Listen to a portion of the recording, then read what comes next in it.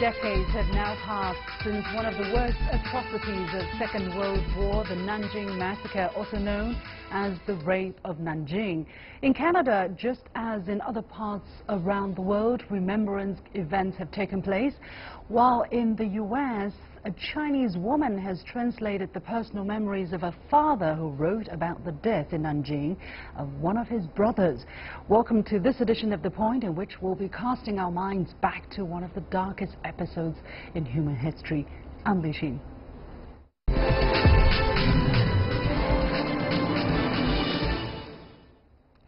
2017 marks the 80th anniversary of the Nanjing Massacre. China on Wednesday marked its 4th National Memorial Day for the Nanjing Massacre victims. A series of commemorative activities were held across the country, including a remembrance ceremony at a memorial hall for the victims in Nanjing itself.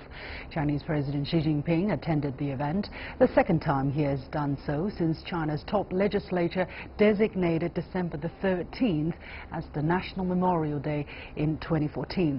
But as time goes by, and against efforts by right-wing politicians in Japan to rewrite that piece of history, what else needs to be done to help people remember this painful episode? What about the families who lost their loved ones? Have they gotten over the pain? I'm joined by Catherine Yang, a Washington, D.C. based writer and former Business Week correspondent. Catherine recently helped her father translate his memories of a brother of his into English. Now, for nearly 40 years, her father, Yang Shuqing, had been haunted by the question, where is the 8th brother, whose name is Yang Dapeng, and who died at the age of 22 defending Nanjing as a young officer from the Japanese Imperial Army. Catherine, thank you very much for joining us. I understand that since your young age, you've been hearing about the story of Yang Dapeng, the 8th brother of your father. How has his disappearance affected your family? I would say that actually, if you will see in the book that my father wrote this book in 1975, 38 years after his beloved second brother Yang Dapeng died in the Battle of Nanjing, that it took him that long to be able to face up to the pain that he had buried deep, deep inside for all those years, to finally muster the emotional courage to make an official inquiry into what happened to Yang Dapeng. Because during the chaos of the war, Yang Dapeng had not been heard from by the family after the Battle of Nanjing. They never really knew exactly what happened to him. And in my father's heart, he always harbored a very slim hope that perhaps Yang Dapeng was still alive and maybe could one day walk back home safe and sound to the family. But of course, all the relatives and my father knew in their heart that this was not likely. And finally, in 1975, when my father was probably 58 or 59 years old, and I was about 16 years old, he started this inquiry. So he started this inquiry and he wrote this book. You helped him translate this book into English only recently. What made you want to do that? Yes, actually my father passed away in 2001, and this really started because I wanted to write a story about my father's life for my son, who is now age 16 also, coincidentally. But I was having trouble recreating his childhood and his youth in Northeast China. And I always knew this book existed, but I was afraid to look inside the pages. Number one, it's in Chinese, so it's difficult for me. Number two, I knew that my uncle had died defending Nanjing, and the very thought of it filled me with dread and sort of agony in imagining how he might have died. So it was difficult for me to open the pages, but once I did, I realized I could understand a lot of it, and that the stories were very, very strong and very compelling. And so I wanted to translate it into English, not only for my own family, but also for other English speakers, whether they're Chinese or not Chinese, Chinese Americans like my son, so that they could understand the pain and suffering and the sacrifice that the soldiers and civilians during those 8 years of the War of Resistance went through. And I think for my father, I should talk about his purpose in writing the book. It was really not just to commemorate his brother. He wrote that in commemorating Peng, I would also like to offer a prayer to the thousands upon thousands of our countrymen who died and suffered in the War of Resistance against Japan. From generation to generation, let us not forget them. So that really is the purpose of the book. I can imagine it must have been difficult for you to go through those pages one after another and, in the words of your father, to talk about a dear brother of his going through those very, very painful memories. What are some of the paragraphs, some of the details that stayed in your mind? Well, I guess I think my father's sentiments about the importance of remembering those who died and sacrificed their lives for us so that we can live and be strong. That's a very deep sentiment. And also the very hard challenges that they had as young boys growing up in Northeast China. During the 1920s and 1930s. It was a very unstable time in a very unstable region, you know, buffeted by warlords, and at that time the Japanese and the Russians were making incursions into Dongbei, into where they were, Liaoning. And in fact, the two of them were teenage boys in high school in Shenyang the night that the Japanese invaded on September 18, 1931. That's known in history books in the United States as a Mukden incident, but really the invasion of Shenyang by Japanese. And that was a very vivid image for me that my father described, that they heard the loud booms of the cannons that night in their dormitories. They were in separate schools. And then the next morning they had to creep out and find each other on the street, and they witnessed the Japanese soldiers riding very tall horses down the street, telling everyone to stop and be still. And I think it's from those kinds of experiences that fired Yang Dapeng's patriotism and his commitment at a very young age to save the country. Right. What about the story surrounding Nanjing? What did your father write about that episode? Also, do we know about the details of the kind of atrocities that Japanese imperial soldiers were committing in that city? Your uncle among the hundreds of thousands that have perished. That's right. I should add that my mother was from Nanjing. But luckily, she and her family were able to get away from the city and reestablish in Chongqing, like so many domestic refugees during World War II.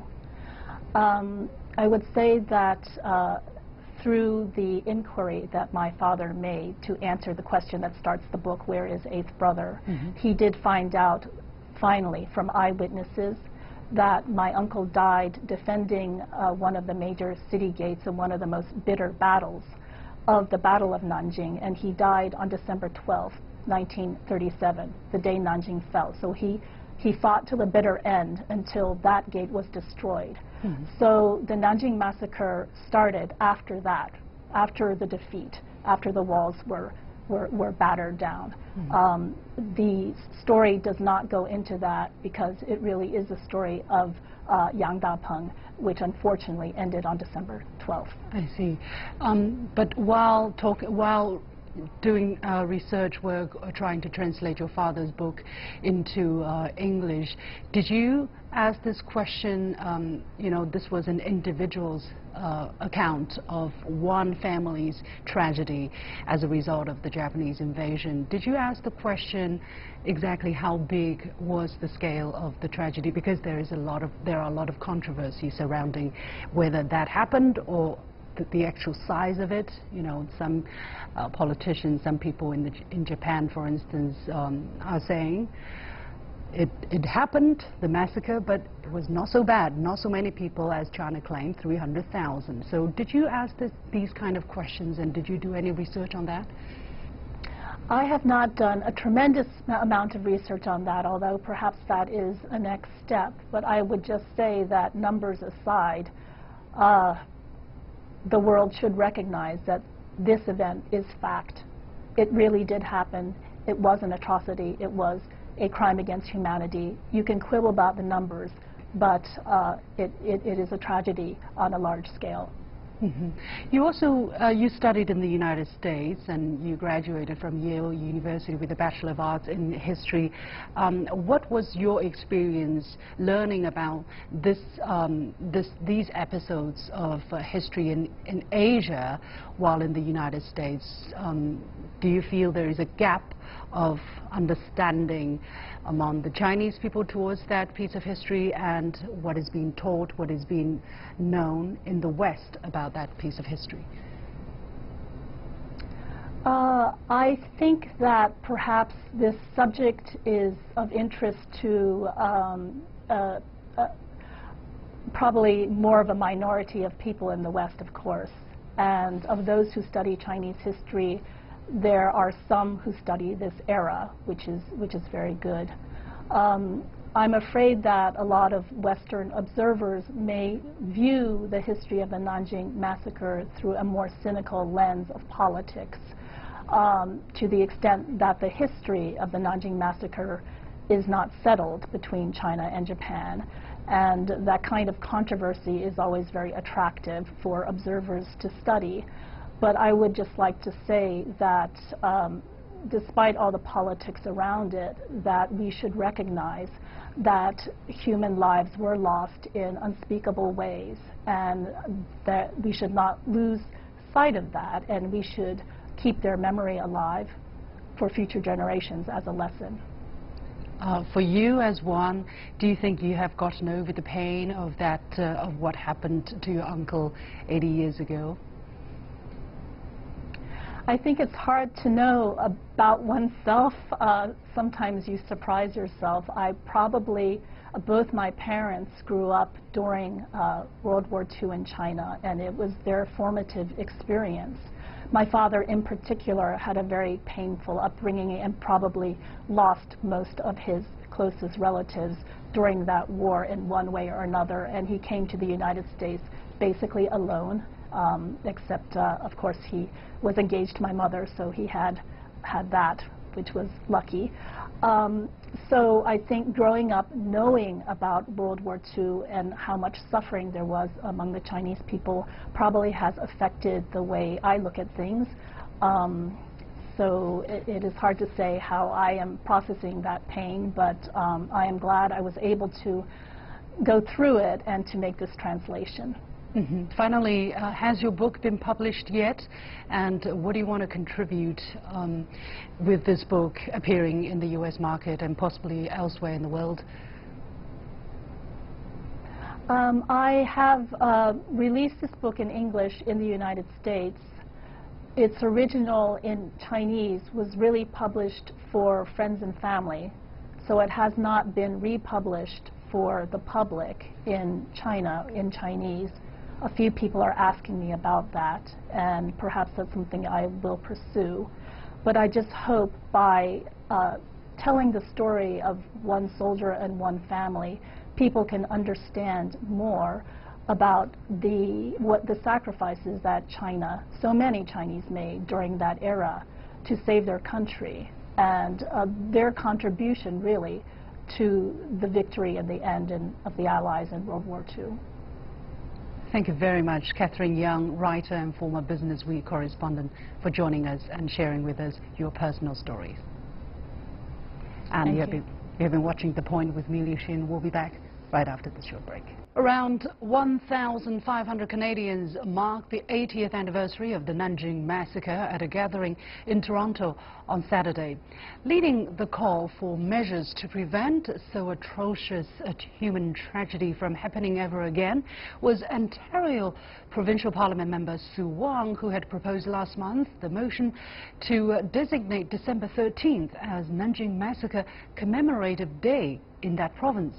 Now, 2017 marks the 80th anniversary of the massacre, as I said, in which more than 300,000 Chinese were brutally murdered by Japanese invaders when they occupied Nanjing in 1937, marking the start of 6 weeks of destruction, pillage, rape and slaughter.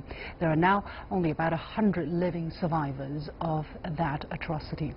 Joining me from Ottawa, Canada, on the line is Jenny Kwan, a member of the Canadian Parliament who had proposed a motion to designate December 13th as Nanjing Massacre Commemorative Day in Canada.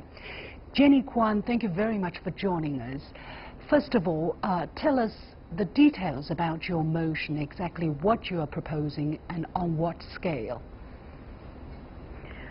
Well, on November the 30th, actually, I rose in the House of Commons and made a statement about the Nanjing Massacre, mostly to acknowledge the suffering and to honor the victims. This is the 80th anniversary of the Nanjing Massacre, and I think that there are many people in Canadian society who may not be aware of this history. And it is important for all of us to mark these kinds of history, to remember it, and most importantly, of course, make every effort to prevent this kind of tragedy and this kind of history from repeating itself again. Yeah. Following that statement, I also rose in the House to call on the government and ask the Canadian government if they would be interested in commemorating the Nanjing Massacre by designating December 13th as Nanjing Massacre Commemorative Day. I was, of course, encouraged by the minister who rose to respond to that question, and it was the Minister of Canadian Heritage who invited me to further discuss this issue with her. I have since that time spoken with her, and she has, in fact, though, referred me to talk with the Minister of Foreign Affairs. I've written to the Minister of Foreign Affairs explaining the importance of this work and outlining the detail of it, and also offered to provide to her language on the proclamation itself. And so at this point in time, I'm still working on getting this work completed with the Minister. Right. So what you're proposing is to designate December the 13th as a day to commemorate Nanjing Massacre throughout Canada. Is that the idea? That is correct. For us to proclaim this day as Nanjing Massacre Commemorative Day, and for every December 13th going forward, that this day would be marked as such. And so that the work in terms of going forward to ensure that the younger generation would actually learn about this history, that Canadians have an opportunity to have the awareness brought to their attention around this issue, and most important of all, for all of us to commit ourselves to ensuring that this kind of tragedy does not happen again. Right. At this moment, do we already have such success incident, for instance, in Ontario, the proposal made by Sue Wan? Has she been successful, or her motion is still in discussion too? In Ontario, to my understanding, there's been success in the sense that they have proclaimed December 13th as commemorative day, and other provinces are still working on it. I know British Columbia is doing some work around that, as is Manitoba, as in Alberta. And so here on the national level with the Canadian government, that's also work in progress. I see. Why do you think it is important for Canadians, for Canada as a country as a whole, to set this day aside and think about Nanjing every year at December 13th?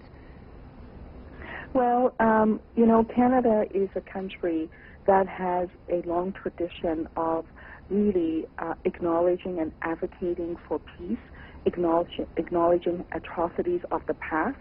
And so this is following that tradition in the work that we do, especially in the context of the global conflicts that exist today. I think it's all the more important for us to remember these kinds of atrocities and to commit ourselves as a country to advocate for and to do everything that we can to prevent this kind of atrocities from repeating itself. That's really the key reason. We have on other occasions, for example, acknowledged the Jewish community and the Holocaust with respect to that history. This is in many ways known as the forgotten Holocaust. Many people don't know about it, the brutality that happened, the women and the girls that have been raped, and the comfort women history. So a lot of this history is not known to Canadians. So I think it is important for us to acknowledge that we do this on a whole variety of different issues, and this will be one of them, and I think a significant issue for us to mark this day as Nanjing Massacre Commemorative Day.